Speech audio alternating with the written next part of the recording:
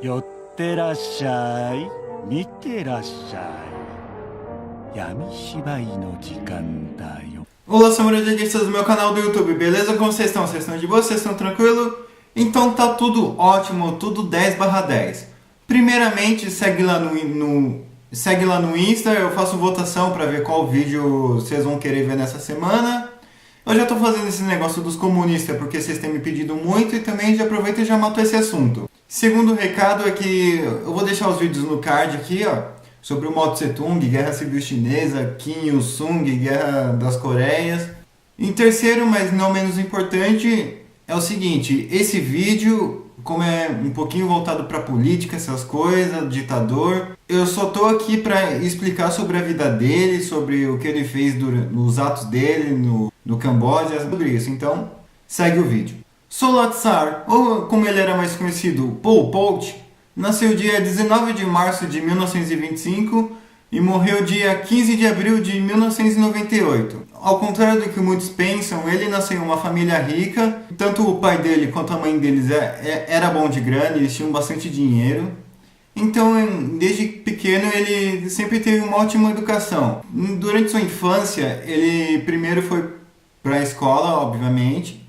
Depois ele foi aprender um pouco de religião, ele foi para um monastério budista.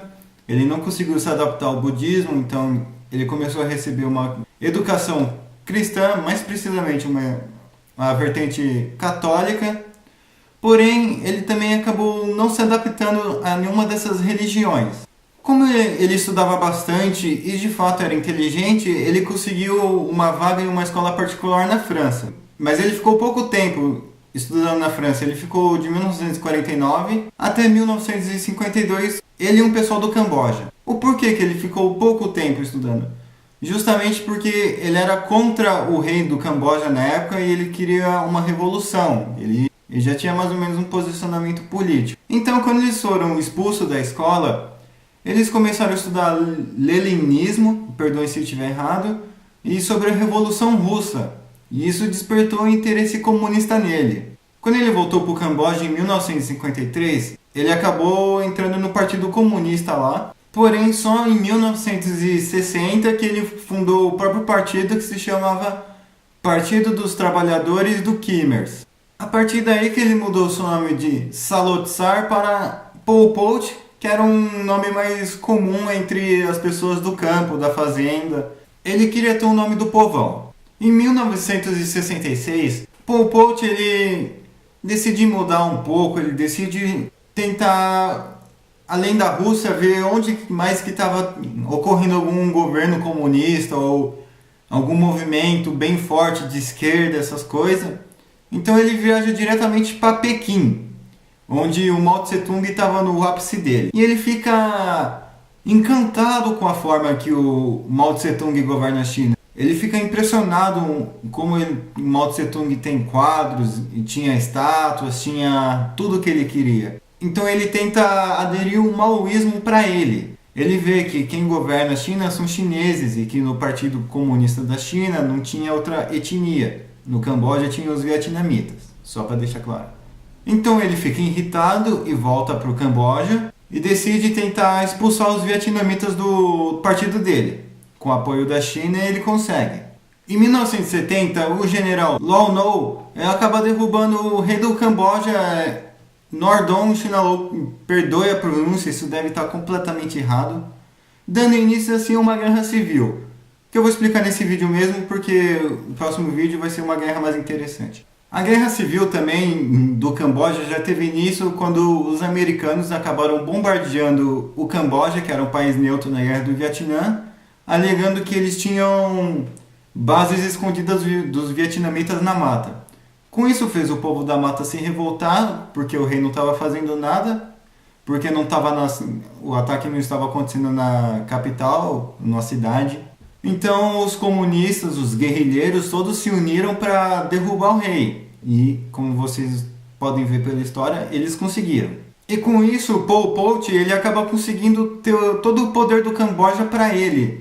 Porém, em 1975, ele acaba criando o Khmer Vermelho, que, de acordo com ele, seria apenas um movimento de guerrilha de resistência contra vietnamitas e capitalistas. E também, logicamente, que ele implantou o comunismo no Camboja. E o que ele queria com isso? Ele queria transformar o Camboja em uma grande fazenda, onde todo mundo seria igual.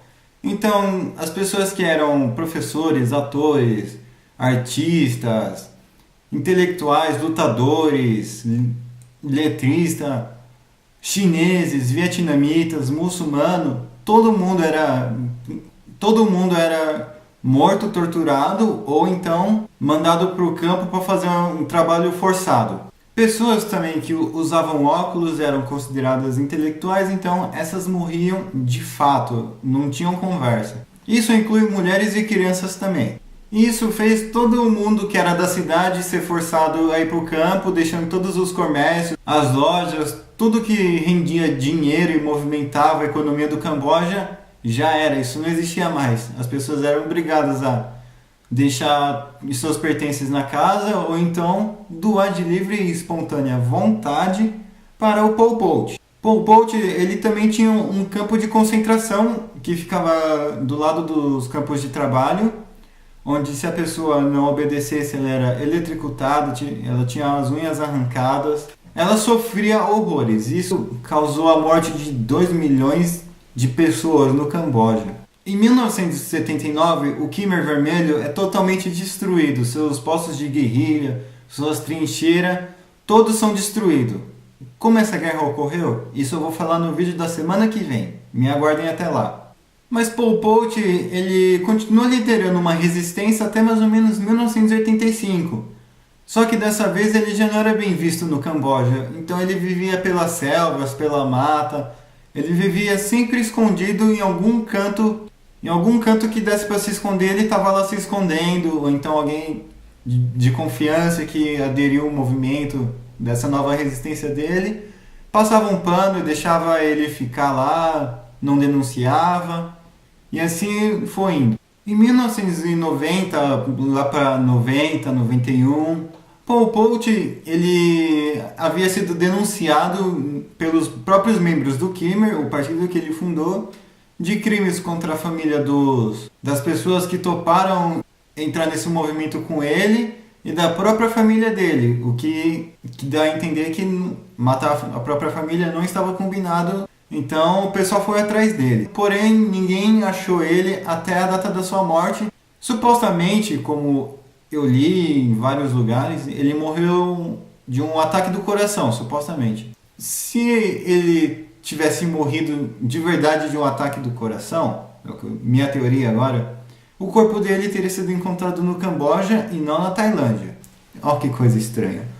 Agora um fato curioso, um fato atual. Os últimos 2 membros oficiais do Khmer que estiveram de fato na guerrilha, estiveram de fato matando as pessoas, eles foram presos em 2016. Em 2016, por incrível que pareça, eles conseguiram achar os últimos 2 membros que fizeram parte do Khmer Vermelho. Nuon Chea, que atualmente está preso, porém ele ainda está vivo, ele está com uns 92 anos por aí, ainda está vivo. E que é o Son Phan, de mais ou menos 88 anos para 89.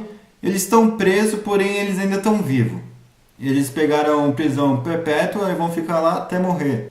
Enfim, espero que vocês tenham gostado desse vídeo. Não esquece de seguir lá no Insta, eu faço votação, eu interajo bastante com vocês. E até o próximo vídeo, até semana que vem. Fui!